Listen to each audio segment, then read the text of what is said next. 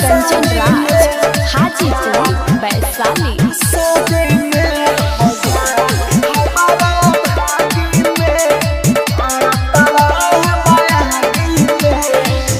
लागता कि लिखल नइखे प्यार हमारा भागी में, लागता कि लिखल नइखे प्यार हमारा भागी में।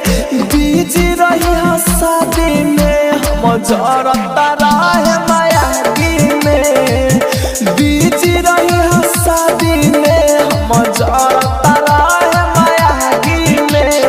Mix by AG recording studio, mix by DJ Kanchan Raj Hajipur Vaishali.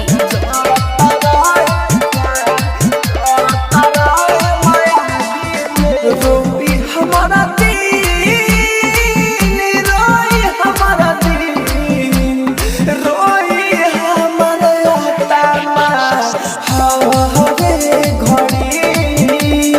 प्यार के सारा बोल चोरी तोरे पड़ी रे। रोई हमारे आत्मा हरे घड़ी। प्यार के सारा बोल तोरे पड़ी। सुना सुना बाग के तू बनब कोयलिया, कल से तड़पबू सुने खातिर हमारे बोलिया, खातिर हमारे बोलिया। ओहो सुने सन बाग के तू बनब कोयलिया, कल से तड़पबू सुने खातिर हमारे बोलिया।